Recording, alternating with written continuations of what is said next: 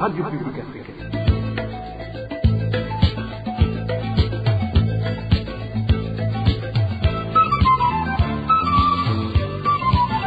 Radio Publique Africaine.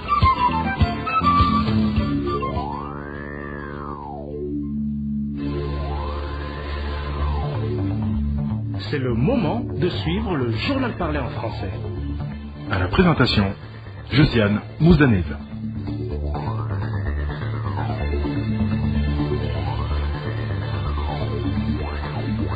Au sommaire de cette édition, ces Imbonerakoulé de la province Kirundo ont été enlevés depuis ce mercredi par le responsable des services de renseignement dans cette province, qui les détient dans un endroit tenu secret.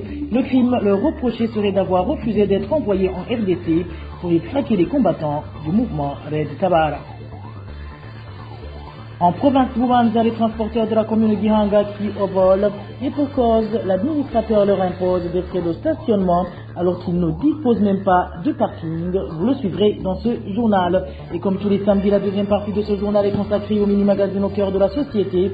Et aujourd'hui, il sera question de l'organisation des États généraux de l'éducation au Burundi, prévu cette année. Voilà pour les grandes articulations.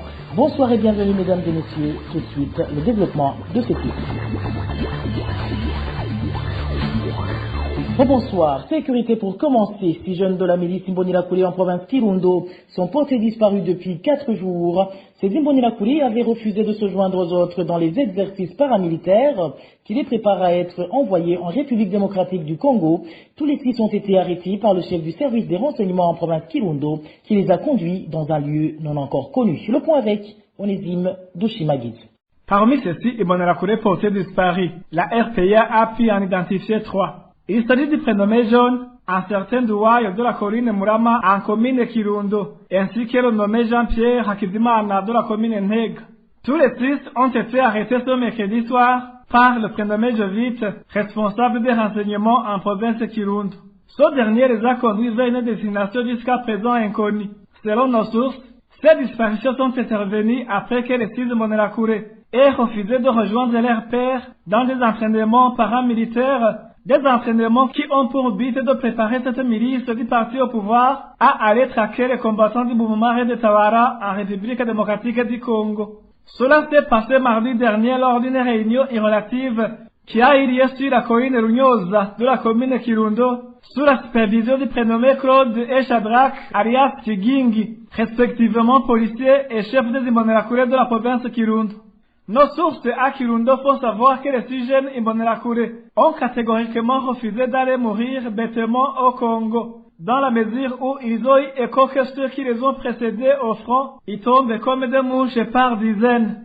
Vous saurez que près de 100 Imbonerakoulé sont en train d'être militairement entraînés pour être envoyés au Congo depuis une semaine. Onésime Douchimagid. Sécurité toujours. Les réfugiés burundais du camp de Lusenda en République démocratique du Congo n'ont jamais cessé d'alerter le gouvernement congolais et la communauté internationale pour leur sécurité après que des combattants maïmaï de la communauté des Babembe ont commencé à s'infiltrer dans ce camp pour voler et tuer. Aujourd'hui, Maître Vital Nshimirimana, un des défenseurs des droits humains au Burundi, interpelle le HCR et la communauté internationale d'intervenir avant que la situation empire. Suive. Et ce n'est pas la première fois que les réfugiés tarés dans le camp de réfugiés de Lusenda, République démocratique du Congo, sont menacés par des attaques armées qui sont conduites par plusieurs groupes rebelles qui opèrent sur le territoire de la République démocratique du Congo. Ce qui nous préoccupe davantage, c'est que ce n'est pas la première fois. En 2019, tout le monde connaît l'attaque qui a été dirigée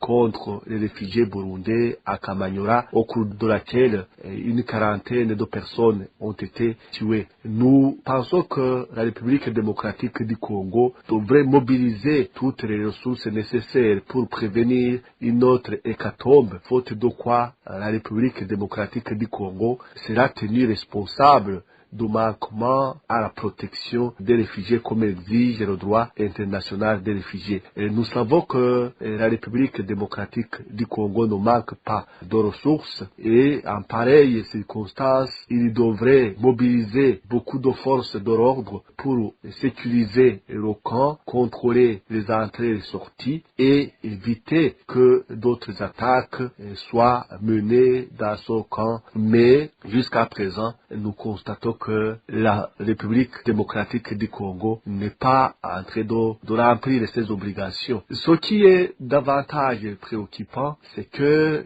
ce camp de réfugiés se situe dans la zone des combats et qu'il n'y a pas de mesures qui sont prises. Et d'ailleurs, les combats qui sont conduits dans cette zone, il n'y a pas jusqu'à présent d'autorité qui assume la responsabilité des 10 combats. Et c'est là où nous sommes très inquiets de la suite et nous demandons avec la plus grande insistance aux autorités de la République démocratique du Congo de tout faire pour protéger ces réfugiés. Nous demandons aussi au HCR, qui est l'organe en charge de la protection des réfugiés, mais aussi de sauvegarde du respect des conventions internationales en matière de protection internationale des réfugiés, à initier un dialogue entre lui et les autorités congolaises pour que ces réfugiés soient protégés conformément au droit international.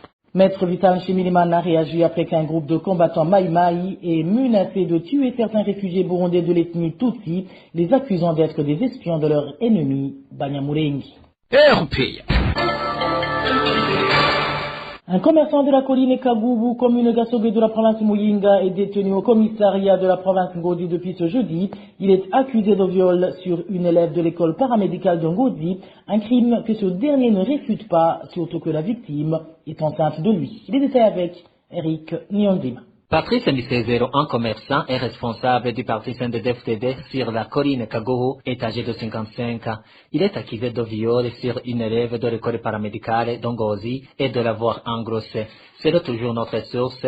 La directrice a convoqué Patrice Misezero pour l'interroger et Patrice n'a pas tardé à se présenter. Il a reconnu avoir couché avec cette élève, mais sans reconnaître la grossesse car selon lui, il n'a plus la capacité de procréer. Cet homme a tout de suite été arrêté et conduit au cachot du commissariat provincial d'Ongozi où il était détenu jusqu'à ce vendredi. Toutefois, les habitants de cette colline s'inquiètent car d'après notre source, les autres commerçants essaient de le faire sortir du gâchon. Les habitants de cette colline affirment d'ailleurs que Patrice Misezero serait déjà libre par l'œuvre de ses collègues, mais qu'ils ne l'ont pas encore vu de leurs propres yeux. Ils demandent que Patrice Misezero soit plutôt traduit en justice. Eric Niondima de la justice, passons à la page droit de l'homme. Il y a plus de 2 mois que les détenus de la prison de Gitega traversent des difficultés liées au manque d'abri, des difficultés qui se sont accentuées après l'incendie du 7 décembre qui a ravagé les locaux de cet établissement pénitentiaire, emportant une centaine de détenus. Plus de détails avec Eloge Divin Rémiche. La première difficulté éprouvée ces derniers jours par les détenus de la prison de Gitega est causée par les eaux pluvieuses. Ces détenus vivent dans des tentes érigées dans la cour intérieure de la prison après l'incendie et en temps de pluie, l'eau se déverse à l'intérieur de ces tentes. Leurs matelas accumulent ces eaux et par conséquent, ils sont obligés de les étaler sous le soleil si par chance il y en a. Quand la pluie tombe de manière répétitive, les détenus passent tout leur temps à essayer de faire sortir l'eau. L'autre difficulté est liée au manque d'éclairage pendant la nuit. L'électricité n'a pas été rétablie dans tous les coins de la prison de Gitega après l'incendie. Même les coins qui n'ont pas été atteints par les feux ne sont pas entièrement éclairés. La situation se présente ainsi alors que le gouvernement avait promis une réhabilitation rapide de cette maison carcérale. Mais sur le terrain, seule la fondation a été finalisée. Les travaux avancent très lentement. Certains prisonniers effectuent des travaux de collecte du sable et du gravier qu'ils font entrer à l'intérieur de la prison, mais ignorent à quand aura l'usage. Des membres du personnel de la prison de Gitega qui se sont confiés à la RPA indiquent avoir entendu plus d'une fois que le ministre des Infrastructures, Équipements et Logements Sociaux, Deogracias Sanganiumwami, viendrait démarrer les activités de réhabilitation proprement dites, un acte qui n'a toujours pas eu lieu. Ainsi, il demande au gouvernement de manifester la détermination et la volonté de construire cette prison afin que les rescapés détenus puissent bénéficier des abris. La rédaction de la RPA n'a pas pu joindre le ministre Deogracias Sanganiumwami pour lui demander ce qui retarderait la réhabilitation de la prison de Gitega comme promis. Merci à toi, Eloge Divin Rémiche. À une courte pause et nous abordons la page gouvernance de ce journal. Adrien Nuzgulimana, administrateur de la commune de Nyabihanga, province Ngaru, a été démis de ses fonctions. Dans une ordonnance ministérielle de ce vendredi, le ministre de l'Intérieur a justifié ce limogeage par le fait que cet administratif n'inspire plus confiance à ses administrés suite à son comportement scandaleux et indigne d'un dirigeant. Cette ordonnance stipule également que le comportement de cet administratif ainsi que ses actions compromettent l'économie et les finances de cette commune. Pour rappel, une quantité de sucre estimée à 1 tonne a été dernièrement saisie par la police en commune Nyabihanga. Le chauffeur a indiqué que cette denrée appartenait à l'administrateur Adrien Nuzgulimana. Pour le moment, la commune de Nyabihanga est sous la direction du secrétaire exécutif permanent de cette commune, en la personne d'Anastase Nhamichani. Gouvernance toujours, l'administrateur communal de Gihanga est accusé par les transporteurs des biens et des personnes de leur imposer des taxes non justifiées. Depuis le début de ce mois de février, ces transporteurs indiquent qu'ils paient une somme de 500 francs dite de stationnement, alors que la commune ne dispose pas de parking. Le point avec Emmanuel Niyongeku. bafashe amatike yagezwe gutangwa kuri ibya mizigo tuba twemwe dutwaye sandika n'ikaramu ngo Il s'agit de l'alimentation chez les transporteurs de la commune de Gihanga en province Bobanza qui accuse l'administrateur de cette commune, en la personne de Léopold Ndaïsaba, d'avoir transformé les reçus de taxes communales en quittance de paiement de stationnement. Ces transporteurs indiquent que chaque véhicule, chargé ou pas, doit payer une somme de 500 francs. Cet administratif avance que ces frais sont relatifs au stationnement pour un parking qui n'existe pas dans cette commune. Nous qui exerçons le métier de transport des personnes et de marchandises avons un problème avec l'administrateur de la commune Gihanga qui nous fait payer une taxe de 500 francs burundais chaque jour et pour chaque véhicule, qu'il soit chargé ou pas. Nous avons essayé de lui demander des explications et il nous a répondu que ce sont des frais de stationnement alors que nous n'avons pas de parking en commune Gihanga. Cette taxe n'a pas de quittance officielle. Nous demandons aux autorités habilitées de l'approcher et de le lui demander car nous ne voyons pas quel genre de cohabitation entre nous et l'administration. La perception de cet argent imposé aux transporteurs qui exercent au chef-lieu de la commune de Gihanga a débuté avec ce mois de février, selon nos sources. La rédaction de la RPA n'a pas pu joindre Léopold Ndaïsaba, administrateur de la commune de Gihanga, afin qu'il donne de plus amples éclaircissements. Emmanuel Niyongeko de Bubanza Cap sur Muyinga, où les habitants de la commune de Muyinga ne sont plus autorisés à enterrer les leurs en dehors de cette commune, et ce depuis la fermeture du cimetière de Kinyota, une décision qui n'a pas du tout plu à la population, qui se voit désormais contrainte de faire de longues distances pour aller inhumer leurs défunts. Les détails avec Elvis Niyomonge. Somme le crédit, le communiqué de l'administrateur de la commune de Muyinga, Amédée Misago, invite ses administrés à désormais enterrer les dans le cimetière de Kayenzi et Kivoga. Pour motif, le cimetière de Kinyota a été fermé depuis longtemps et le délai de retrait des restes dans ce cimetière pour ce qu'il souhaitait a expiré avec le mois de décembre 2021. De plus, cet administratif fait valoir que des activités de développement vont être aménagées bientôt dans cet ancien cimetière de Kinyota. Depuis la fermeté de ce dernier, les habitants du centre urbain de Muyinga faisaient recours au cimetière des autres communes environnantes, à l'instar de celui de Kiremba, en commune Gasogwe, jugé le plus proche. Mais depuis ce mercredi, les habitants du centre urbain de Muyinga ont été sommés par l'administrateur de la commune de Muyinga d'enterrer dans les deux cimetières de Kayenzi et Kivoga de la commune de Muyinga et interdit de retourner au cimetière de Kiremba, en commune Gasogwe. Cette décision de l'administrateur a aussitôt provoqué des lamentations au sein de ces administrés. Pour ces derniers, les cimetières de Kayenzi et Kivoga sont trop loués du centre urbain de Muyinga par rapport à celui de Kiremba de la commune voisine de Gasogwe. Depuis ici, il est indiqué que les coûts de transport des corps seront plus élevés pour l'enterrement dans des cimetières de la commune de Muyinga par rapport à celui de Gasogwe. Les habitants du centre urbain de Muyinga demandent à l'administration de se consulter avec celle de la commune de Gasogwe pour leur permettre de continuer à inhumer au cimetière de Kiremba, à l'égard que les moyens dont disposent les ménages sont très limités. À ce propos, la rédaction de la RPA n'a pas encore pu joindre Amédée Misago, administrateur de la commune de Muyinga, pour qu'il s'exprime sur cette doléance de ses administrés. Merci à toi Elvis Niyomonge. Place maintenant au mini-magazine au cœur de la société qui se focalise aujourd'hui sur l'organisation des États généraux de l'éducation au Burundi prévu cette année, des États généraux qui ont pour but de trouver des solutions aux défis qui hantent le secteur de l'éducation dans l'ensemble. Au cœur de la société, vous est présenté aujourd'hui par Beni Atsela Khan. Au cœur de la société. Au cœur de la société est une émission de tous les samedis, préparée en synergie par les radios Inzamba Agateka Kawe, Radio RPA Idouya Onyagihugu, ainsi que la radio-télévision Renaissance.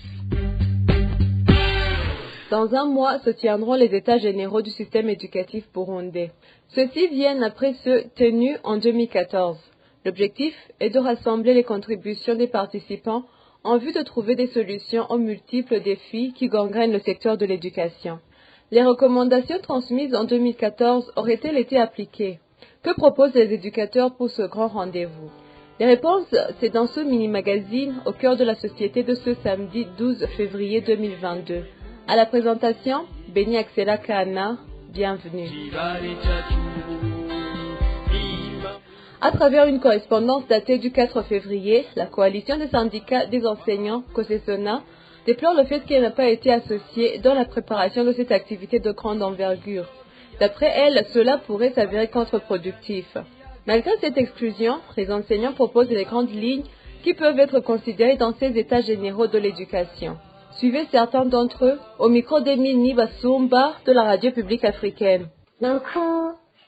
Le gouvernement devrait faire un effort pour que le matériel didactique soit suffisant au sein des écoles, notamment les livres, les bancs pupitres également. Connaît aussi un effectif suffisant d'enseignants.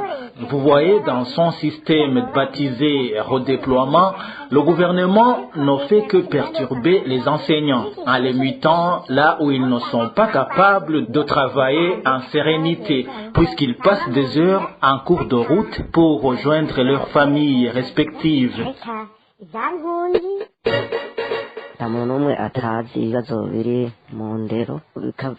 Les problèmes qui hantent le secteur de l'éducation sont connus de tous. Le manque de matériel, les enseignants qui sont mutés très loin de chez eux. Aujourd'hui, certains pensent que le salaire de l'enseignant a été majoré, mais en réalité, ce n'est pas le cas parce qu'on a suspendu la montée des grades. Moi, personnellement, je préférerais que les cotations annuelles reprennent pour que celui qui monte de grade reçoive un montant supplémentaire sur son salaire.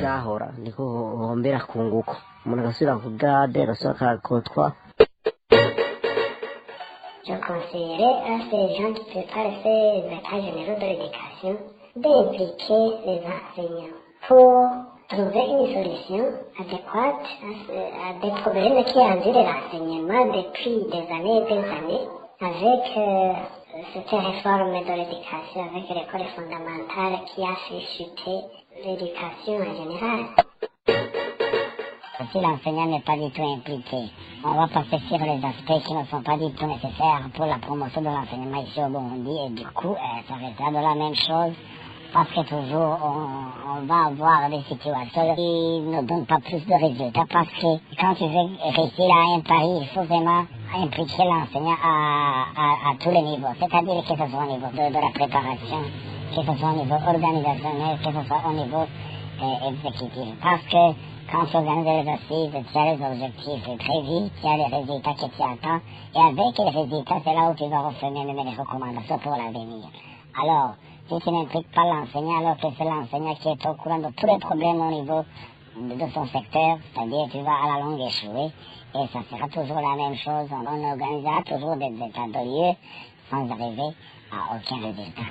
Lors des états généraux de 2014, différents défis de l'éducation avaient été analysés et, selon la coalition Éducation pour tous, Bafashevige, de très bonnes recommandations pour relever tous les défis en matière de l'éducation y avaient été formulées.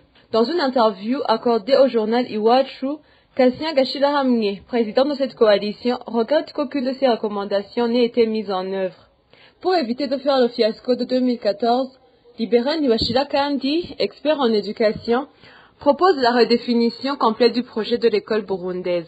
Dans ces états généraux, il faut que les participants puissent définir ce que j'appellerais le projet de l'école. Quelle est la mission de l'école burundaise? C'est de former des citoyens modèles. Il y a des compétences à acquérir au cours de la formation, mais il y a aussi le comportement, les manières d'agir, il y a le patriotisme. Parfois aujourd'hui, on peut se demander, quand on voit le comportement de certains responsables du pays, il faut le dire, on peut se poser la question à quoi a servi l'école. Quand une autorité ose mentir sur un plateau de télévision, ce ne sont pas des valeurs qui sont prônées par l'école. Il faut que l'État puisse mettre à la disposition des enseignants des moyens nécessaires. Je pense à une formation de qualité des enseignants. Je pense à un salaire consistant. C'est aussi construire assez d'écoles pour désengorger les classes, c'est le matériel didactique, donner aux enseignants assez de livres, etc. Toutes ces questions doivent être abordées sans tabou. Il faut que tous les Burundais qui sont impliqués, directement ou indirectement, dans le système éducatif burundais, soient représentés dans ce comité d'organisation. Les représentants des parents, les représentants des syndicats. Il faut que les enseignants directement concernés soient associés dans la préparation de ces états généraux pour apporter des solutions aux différents problèmes qui minent le système éducatif burundais. Il revient aux décideurs politique, en premier lieu le président de la République, de faire en sorte que les conclusions, les recommandations soient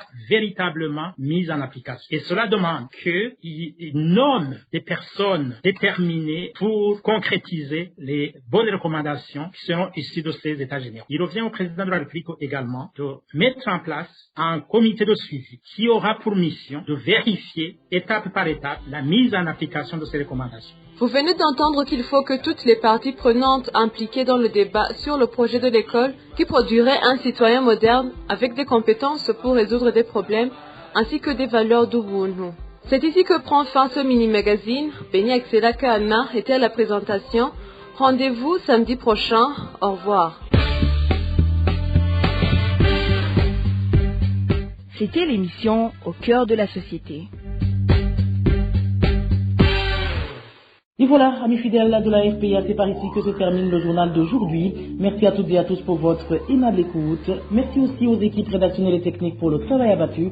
À la présentation, vous étiez avec Josiane Mozaneza. Passez de bons moments chez vous. Au revoir.